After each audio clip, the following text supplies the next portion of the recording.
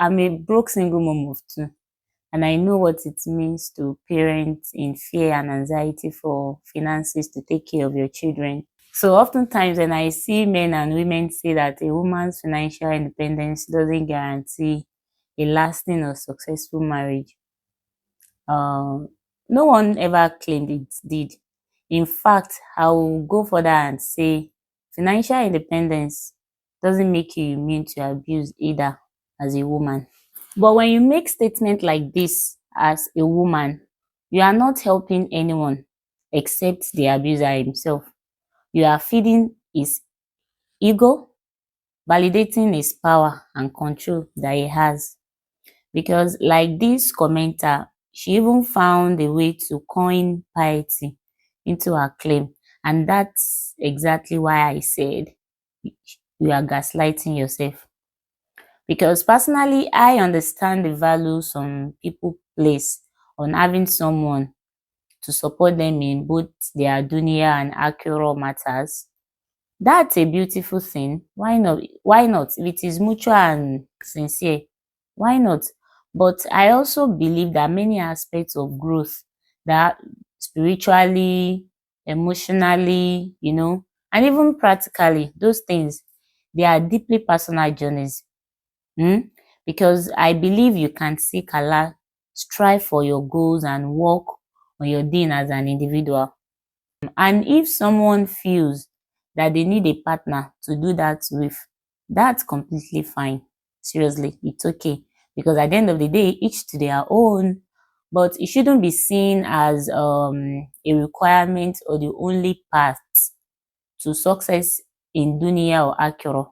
Sometimes solitude is where you find your deepest connection with your creator and even to find your true self. Yes. And my message about financial independence has always been clear and purposeful. It is not about guaranteeing a perfect or successful marriage. It is about having choices, safety, and a way out when needed. Yes. Some people may even argue that a woman that is prioritizing financial security before within marriage is a sign that she's planning or expecting divorce. But you see, this mindset in itself, it is not only flawed though, it is rooted in control and not concern for the woman at all, because they make it seem as if God intentionally designed or created women to be miserable first before they get it right. Before we get it right, I don't know. And more often, it is men who say these things.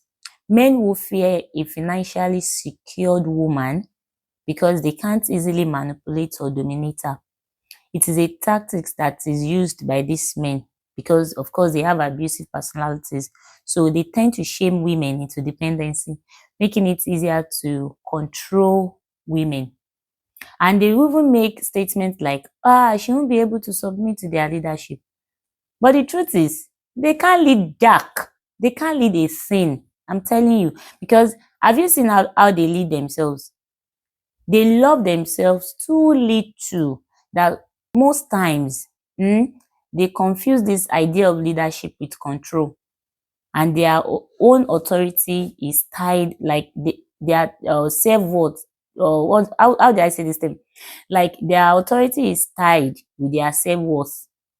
You understand? So they don't have, they don't have what it takes to earn those leadership roles through respect and trust from their partner. So they just want it in default because to begin with, in their mind, they see women as lesser human. You understand? Misogyny now. And you see, as for women that echo this sentiment, it often comes from a place of internalized patriarchy. They have been conditioned to believe that a woman's worth is tied to how well she can shrink herself into a man's shadow. And they themselves, they believe a woman should never be bigger than her husband. And sadly, these women, they may project their own frustration onto others who choose a path of empowerment. That's okay. I understand the frustration. It is fine. Because after all, at the end of the day, what defines a successful or perfect marriage is subjective, right? And differs from one individual to another. So It's not linear. It's not a one-way thing.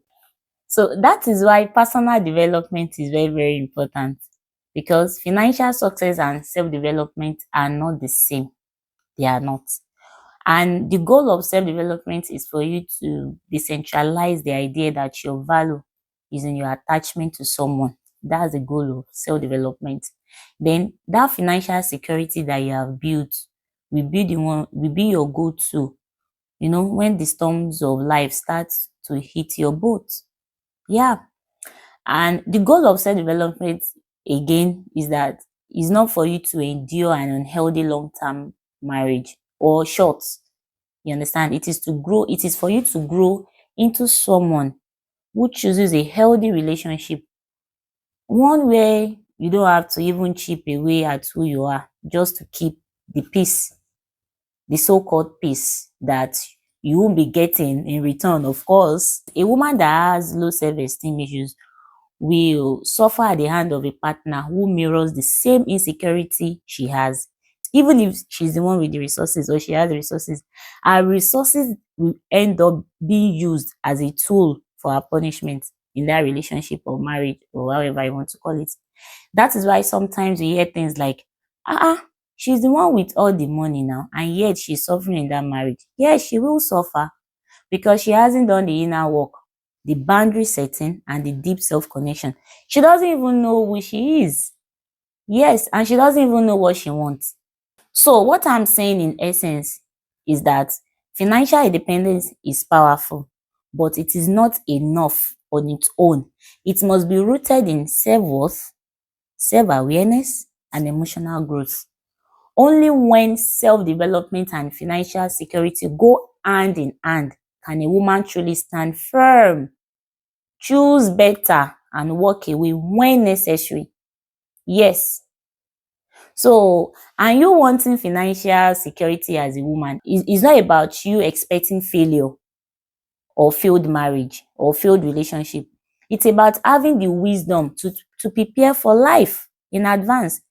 The one you prepare with dignity, whether you are alone or you are hooked with someone. You understand? Independence is not anti-love. It is not anti-marriage, abeg. It is having self-respect. Pro max, like pro max now. You've heard that the world is not kind to women, right? But you see, when you are poor, African, and Muslim woman, it hits differently. I'm telling you. See, that is why you have to build your resilience with everything in you. Build it with everything in you. Oh. You have to stand strong because no one is coming to save you. Absolutely no one. And when it comes to having children, be intentional as a woman. Only have as many as you can emotionally and financially raise on your own. Intentional, use your sense, use your brain, abeg. Because you see, money is power. It gives you choices, security, and the ability to stand up for yourself even when the world won't.